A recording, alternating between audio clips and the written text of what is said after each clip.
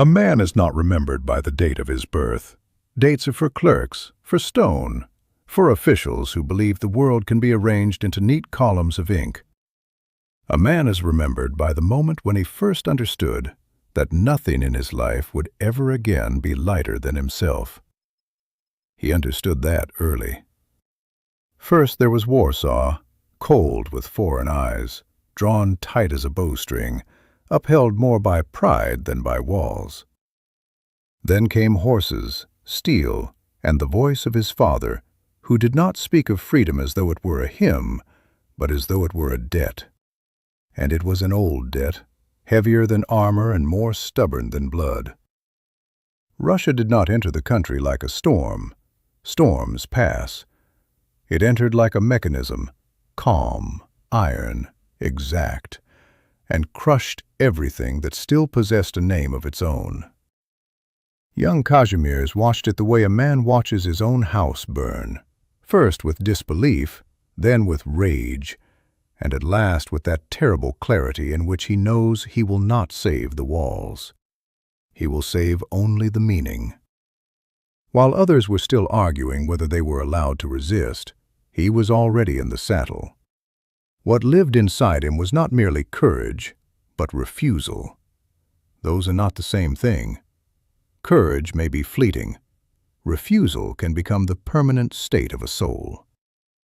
At Berdyshev, amid smoke, thunder, and prayers breaking against monastery walls, he discovered that a siege is not a trial of strength, but an audit of conscience. Each day stripped something unnecessary away: comfort, youth, illusion, the belief that the world rewards loyalty. After 17 days, what remained was a harder man, and a lonelier one. Then came a night longer than all the others. Lithuania, retreat, mud at Lomazi, the death of his brother, which does not strike like a bullet, but enters a man quietly, the way frost enters through an unlatched window. There he learned something else, that loss does not weaken everyone. Some men it tempers to a dangerous brightness. Such men cease to belong to one house, one land, one era. They become instruments of their own oath, sentence, exile, foreign cities, foreign tongues, foreign mercy. Turkey, France, debts, a cell, humiliation. The world was doing to him what empires do to a man who cannot be bought. It tried to exhaust him. But there are souls that cannot be broken because they long ago stopped expecting justice. They ask only for direction. And then the ocean. The ocean is not a road, it is a question.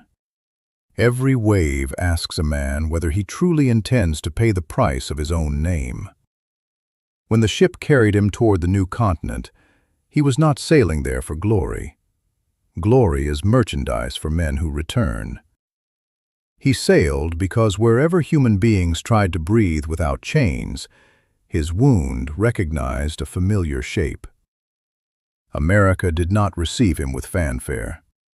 It received him with dust, confusion, and a war still trying to understand its own meaning.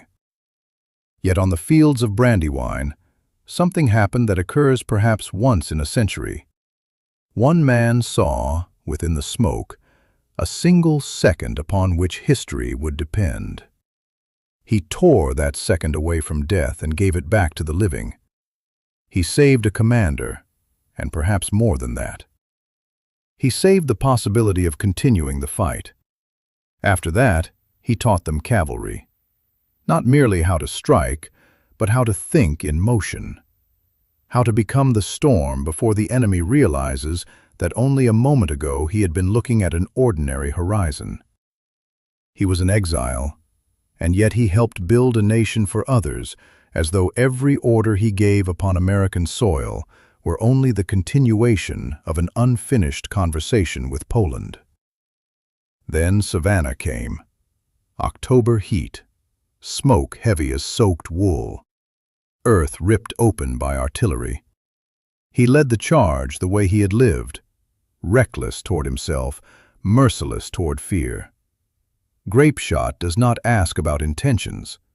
It tears through flesh with the same indifference with which the stars observe sinking ships. The horse collapsed. Blood ran. And yet for one moment longer, motion remained. For one moment longer, will attempted to deceive matter. Then there was silence. Not the gentle silence of evening, another kind, vast, metallic, the kind in which a man ceases to be a body and becomes a password, a command, an answer whispered between soldiers. There are deaths that fade, and there are deaths that become a direction of march.